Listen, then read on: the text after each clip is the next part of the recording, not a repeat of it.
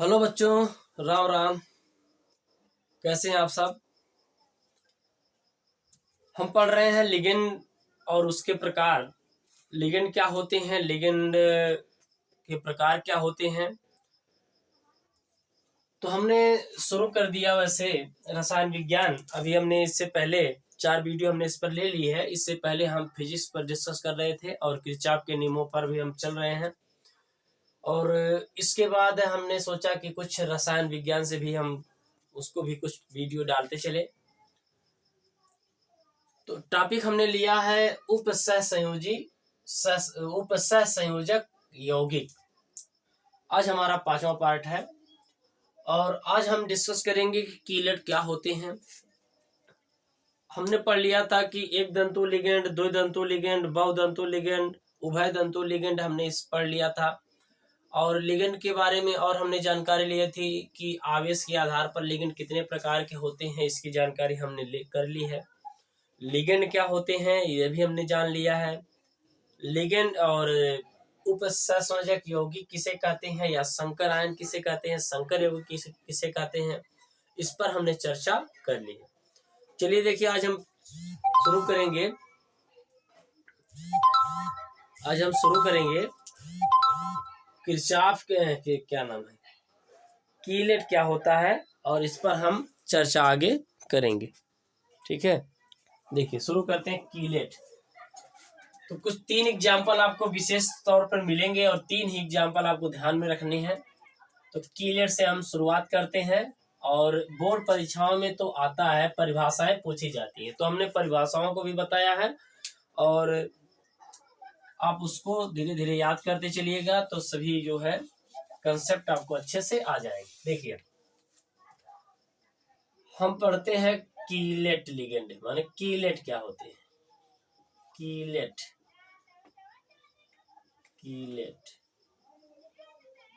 क्या है, chelate ligand भी लिख सकते हैं हम उसे, कीलेट लिगेंड भी लिखा जाता है। ठीक है, कीलेट लिगेंड। पहले हम एग्जाम्पल के माध्यम से समझते हैं। ठीक है, पहले हम समझेंगे कैसे एग्जाम्पल के बाद हम क्या करेंगे, आपको हम इसकी परिभाषा को भी लिखा देंगे, मतलब इसको कैसे बताएंगे। तो देखो, पहले एग्जाम्पल देखते हैं।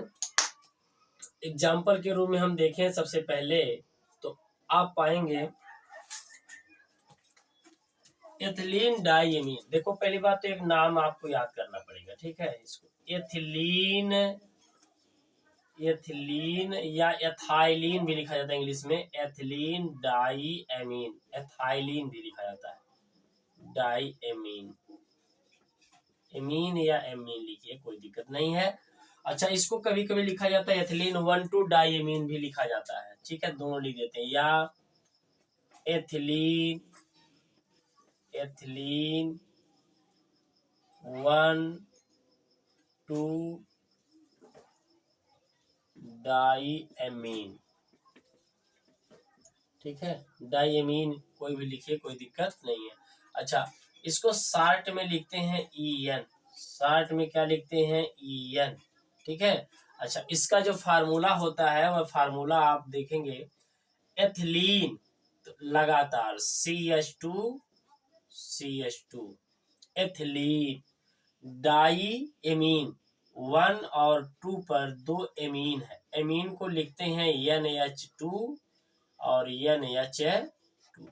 अच्छा, देखो इसमें द्विदंतुक लिगेंड है। यह कितने लिगेंड है, कितने दंतुक, 2 दंतुक इसमें लिगेंड है। करेक्ट यहाँ पे। तो इसको हम शार्ट में EN लिख देते हैं। अब देखो, ये द्विदंतुक लिगेंड हो गया। अच्छा, इसी प्रकार हम देखेंगे एथिलीन डाइएमीन हो गया ऑक्सीलेट। एक एग्जांपल तो हमारा यह है। अभी हम कीलेट नहीं बता रहे हैं, कीलेट बताने का प्रयास कर रहे हैं, तो शुरुआत कर रहे हैं। इसको कैसे हम जानेंगे, तो आपको यह जानना जरूरी है कि एथिलीन डाइएमीन का फार्मूला क्या होता है। EN आपको लिखा मिलेगा। ठीक है, अच्छा, EN के आगे अगर 2 लगा है तो इसको पढ़ते हैं विष, 3 लगा है तो ट्रिस, 4 रहेंगे मतलब 4 है तो टेट्राकिस इस रूप में लिखा जाता है। तो हम जब IPC नेमिंग करेंगे तब हम देखेंगे। पहले अभी हम इस पर चर्चा करते हैं, एथिलीन डाइएमीन या क्या होता है। करेक्ट यहाँ तक? चलिए ठीक है। अब आगे देखते हैं। इसी प्रकार है ऑक्सेलेटो। ऑक्सेलेट, ऑक्सीलेट कहा जाता है, और जब लिखेंगे तो ऑक्सीलेटो। इसको लिखते हैं C2O4 टू रिडायन। ठीक है। अच्छा, इसकी जो संरचना सूत्र, मतलब हम इसका संरचना बनाएंगे अगर, तो इसकी संरचना हो जाएगी CO रिडायन, CO रिडायन, और यह हो जाता है इस तरह से जुड़ा होता है। करेक्ट। अब देखो यह होता है, यह भी क्या होते हैं, द्विदंतुक लिगेंड होते हैं। यह भी अपने इलेक्ट्रॉन को क्या कर सकते हैं, दो दंतुक लिगेंड है इस तरह से। ये अपने एक जोड़े इलेक्ट्रॉन को क्या कर सकते हैं, दे सकते हैं, या अक्सर इसको देखा जाएगा तो इनको हम हार्ड लाइन से दिखाएंगे। तो यह हो गया हमारा ऑक्सीलेटो। अच्छा, अगला देखते हैं। अगला ऑक्सीलेटो में क्या नाम है, ग्लाइसिन। ग्लाइसिन नाम होता है, एक होता है ग्लाइसिन, एक नाम है ग्लाइसिन। क्या नाम है, एक ग्लाइसिन। ठीक है। अच्छा, इसका सूत्र है, ऐसे लिखा जाता है COOH CH2 NH2, इसको लिखते हैं ग्लाइसिन। ठीक है। अब इसमें एक उपसहसंयोजी बंध बनता है, और एक इसमें क्या बनता है, बंध का निर्माण होता है सहसंयोजी बंध का। तो हमने यह देख लिया कि यह हमने जो पॉइंट हमने बनाया है, यह है, पहले यह बताने का प्रयास किया है कि यह सब क्या होते हैं। एथिलीन डाइमीन को इस तरह से लिखा जाता है, इस तरह से इसको हम पढ़ते हैं। ये सारी चीजों पर हमने डिस्कस किया। अब देखो हमारा जो कीलेट होता है, कीलेट का एग्जाम्पल अगर हम देखें, इसका एग्जाम्पल कीलेट का। अब यही देखो, जैसे मान लीजिए यहाँ पर कॉपर है, कॉपर या केंद्रीय परमाणु, केंद्रीय धातु परमाणु को अगर बहुदंतुक लिगेंड के दो या दो से अधिक परमाणु अगर उस केंद्रीय परमाणु को पूरी तरह से घेर लेते हैं, एक चक्री वलय बना लेते हैं, तो इसको कहते हैं, उस वाले यौगिक लिगेंड को कहते हैं कीलेट लिगेंड, और जो प्रभाव होता है उस प्रभाव को कहते हैं किल्टिंग इफेक्ट। तो देखिए, अब यहाँ पर देखो, यह एथिलीन है, हम यहाँ पर लिख रहे हैं, कीलेट का एग्जाम्पल दे रहे हैं। यहाँ पे कीलेट का देखो, ये दो ठे रहेंगे, दो कर देते हैं, तो CH2, फिर इसके बाद यह है NH2, NH2। ठीक है, इससे जुड़े हुए हैं। इसी प्रकार इधर CH, इसी प्रकार इधर देखते हैं CH2, CH2 इधर हो गए। अच्छा, अब देखो इधर यह हो जाएगा NH2, यह हो जाएगा NH2। ठीक है, NH2। अच्छा, बीच में देखो है, यह क्या है, यह है कॉपर। ठीक है। अब इसको यह लोग क्या करेंगे, अपना एक एक इलेक्ट्रॉन युग्म इसको क्या कर देते हैं, दे देते हैं। यही जो प्रभाव है, इसी को नाम देते हैं, क्या कहते हैं, इसको कीलेट कहते हैं। यानी कि कहेंगे कि जो बहुदंतुक लिगेंड है, कहेंगे बहुदंतुक लिगेंड जब केंद्रीय परमाणु से दो या दो से अधिक परमाणुओं द्वारा जुड़ा होता है और जुड़ करके एक वलय का निर्माण कर लेता है, तो उसको क्या नाम देते हैं, कीलेट कहा जाता है। ठीक है। तो कीलेट का हमने पहला एग्जाम्पल दिया। करेक्ट यहाँ तक? चलिए, एक कीलेट का एग्जाम्पल हमने पहले दिया है। ठीक है। दूसरा एग्जाम्पल है, एग्जाम्पल नंबर 2। एग्जाम्पल नंबर कितना है, 2। हम देते हैं इसका ऑक्सेलेट का। देखो, ऑक्सेलेट में मान लेते हैं कॉपर से हम घेर देते हैं, कॉपर को कर लेते हैं, और ऑक्सेलेट में C ये डबल बॉन्ड है, और ये डबल बॉन्ड है, यहाँ पे आ गया O, यहाँ पे हो गया O। करेक्ट यहाँ तक? चलिए ठीक है, CO यहाँ। इसी प्रकार यहाँ पे सी सी डबल बॉन्ड, यहाँ पर है ओ है, यहाँ पे है ओ है।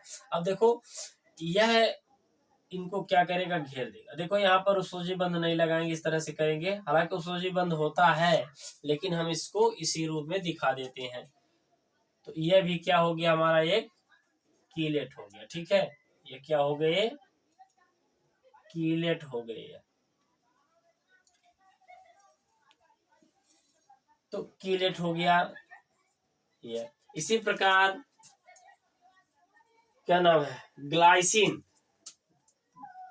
एथिल ग्लाइसिन भी लिखा जाता है इसको, एथिल ग्लाइसिन,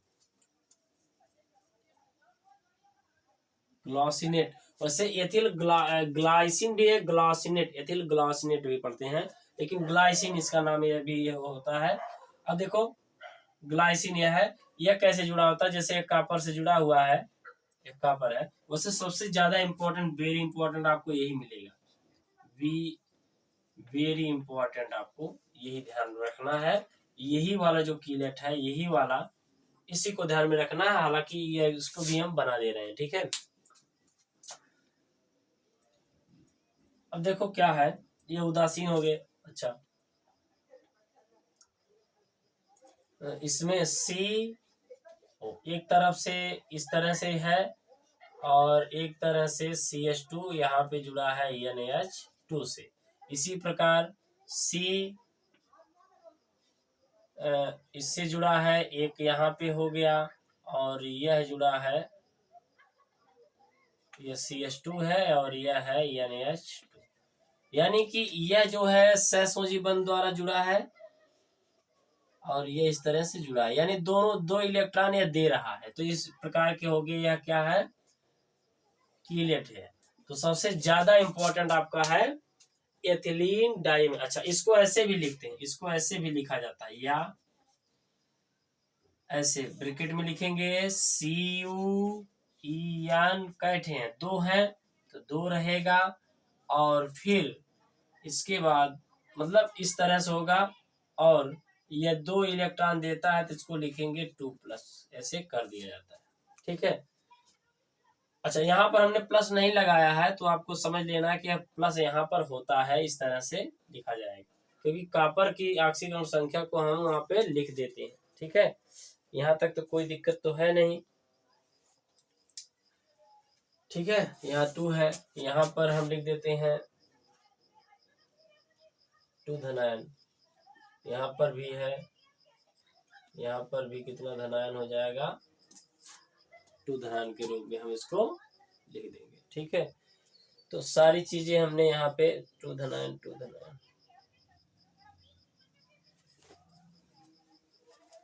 इसको रहने दो, इसी को क्यों लिख देते हैं, इसका 2 ऋणायन हो जाएगा ना, क्योंकि इसे इलेक्ट्रॉन चाहिए। तो देखो इसको हम ऐसे भी लिख सकते हैं। अच्छा, इसको ऐसे भी लिख सकते हैं Cu, या इसको ऐसे लिख सकते हैं, या Cu, या Cu। अब देखो क्या है, C2O4, 2 ऋणायन, और 2 है, तो ऐसे हम इसको लिखेंगे, और यहाँ ऊपर आ जाएगा 2 ऋणायन आ जाएगा। करेक्ट हो गया। तो इस तरह से हम हाँ, मतलब हमने जो है लिगेंड के बारे में देखा, और कौन सा लिगेंड, कीलेट। तो कीलेट तो क्या होते हैं, कह रहा कि जब बहुदंतुक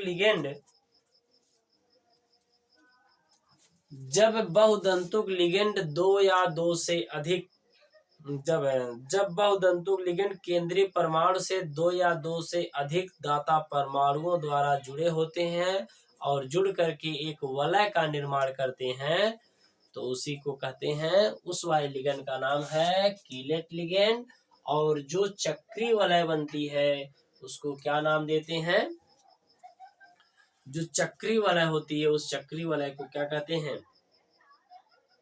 कि मतलब प्रभाव को कहते हैं कीलेटिंग इफेक्ट। ठीक है, तो हम परिभाषा शुरू करते हैं, मतलब इसके बारे में कि कीलेट क्या होता है। तो लिखेंगे अतः करके, हम लिखेंगे अतः, अब परिभाषा लिख देंगे। अभी हमने एग्जाम्पल के बारे में, एग्जाम्पल को समझाया, तो आप इसके ध्यान देना। अतः में हम लिखेंगे कि जब बहुदंती लिगेंड, जब परिभाषा याद करना पड़ेगा आपको, पूछा जाता है जब बहुदंती लिगेंड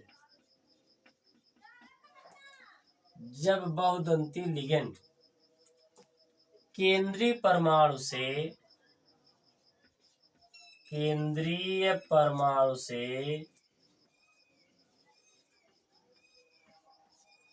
जब बहुदंती लिगेंड केंद्रीय परमाणु से दो या दो से अधिक दाता परमाणुओं द्वारा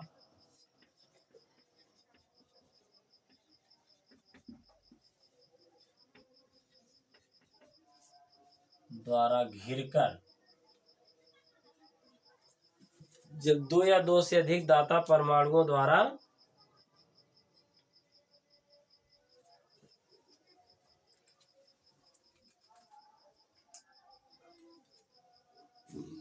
जब बहुदंती लिगेंड केंद्रीय परमाणु से दो या दो से अधिक दाता परमाणुओं द्वारा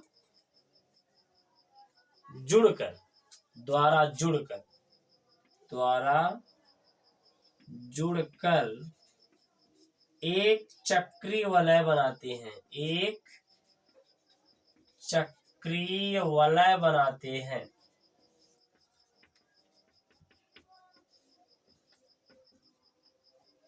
एक चक्रीय वलय बनाते हैं, तो उन लिगेंडों को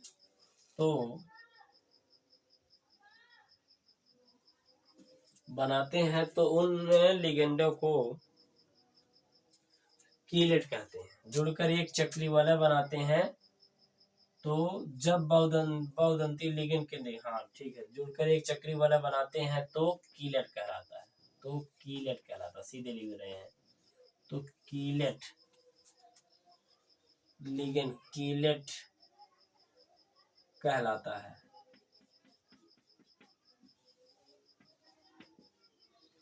तथा इस प्रभाव को कीलेटिंग इफेक्ट कहा जाता है। कीलेटिंग इफेक्ट कहलाता है, कीलेटिंग प्रभाव। इस प्रभाव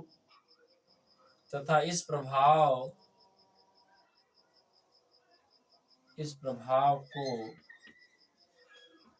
कीलेटिंग प्रभाव कहा जाता है। कीलेटिंग प्रभाव कहा जाता है। तो कह रहा है जब बहुदंती के बारे में हमने पिछली वाली वीडियो में बता दिया है, ठीक है, इसके बारे में भी बता दिया था। बहुदंती, द्विदंती, एक दंतु क्या होते हैं, पिछली वीडियो में आप देख लेना, पार्ट नंबर 4। जब बहुदंती लिगेंड केंद्रीय परमाणु का मतलब क्या हुआ, कापर जो है केंद्रीय परमाणु, अक्सर ये डी ब्लॉक के तत्व मिलेंगे आपको, ठीक है, से दो या दो से अधिक दाता परमाणुओं द्वारा जुड़कर एक चक्रीय वलय बनाते हैं, तो कीलेट कहलाता है या कीलेट लिगेंड कहलाते हैं। इस प्रभाव को कीलेटिंग प्रभाव कहते हैं। तथा उस लिगेंड को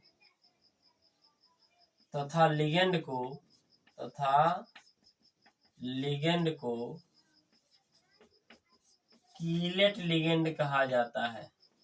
कीलेट लिगेंड कहा जाता है। कीलेट लिगेंड कहा जाता है।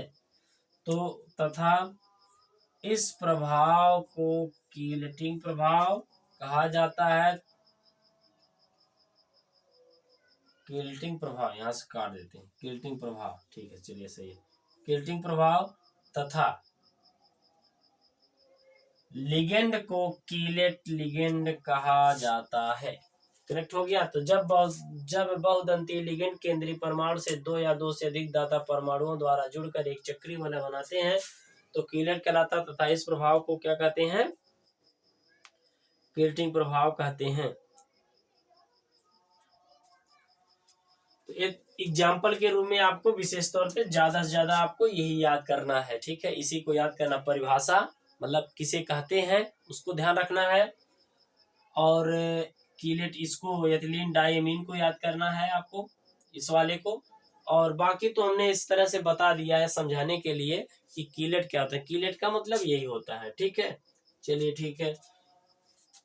और एथिलीन डाइमीन या एथिलीन 1,2 डाइमीन थोड़ा सा देख लेते हैं। एथिलीन डाइमीन को EN लिखा जाता है। इसको इसका जो है संरचना इस तरह से हम बनाते हैं। ऑक्सीलेट पढ़ते हैं इसको, ऑक्सीलेटो। अच्छा इसको, अच्छा ग्लाइसिन देखो यह होता है, इस तरह से होता है। इसमें एक उपसमूही बंध बनता है, एक जो है बंध का निर्माण होता है। और देखो हमने यहाँ पर एक कीलेट का एग्जांपल लिया है जो ज्यादा से ज्यादा आप परीक्षाओं में पूछा जाता है, उस कीलेट का हमने एग्जांपल लिया है। और इसको इस तरह से इसको हम इस लिखा जाता है, अगर ऐसे ना लिख करके थोड़ा जटिल होता है लिखने में, इसलिए हम इसको शार्ट में लिखते हैं, ठीक है। इसी को हम IPC नेम, अच्छा अगर 2 लगा है तो इसको 20 पढ़ते हैं, जब IPC नेम करेंगे 3 लगा है तो 30 पढ़ते हैं। ऑक्सीलेट की संरचना इस तरह से है, ग्लाइसिन या एथिल ग्लाक्सिनेट भी पढ़ते हैं, यह होता है। तो परिभाषाएं हमने इसमें देख ली है। चलिए ठीक है, मिलते हैं अब नेक्स्ट वीडियो में। हमने तो कीलेट को खत्म कर दिया है, अब हम नेमिंग वाले कुछ पोर्शन होंगे, उसके कुछ कुछ भाग हैं, जैसे IPC नेम कैसे लिखते हैं, फिर उपसंयोजक संख्या क्या होती है या समन्वय संख्या क्या होती है, लिगेंडों की संख्या क्या होती है, यह जानेंगे। इसके बाद इफेक्टिव एटॉमिक नंबर जानेंगे, प्रभावी परमाणु संख्या यानी केंद्रीय परमाणु ने कितना दिया फिर कितना लिया, यही हमारा मतलब केंद्रीय परमाणु के पास टोटल कितने इलेक्ट्रॉन देने लेने के बाद, ठीक है। हम ऐसे इस टॉपिक को फिर देखेंगे अगले वीडियो में। जय हिंद सर।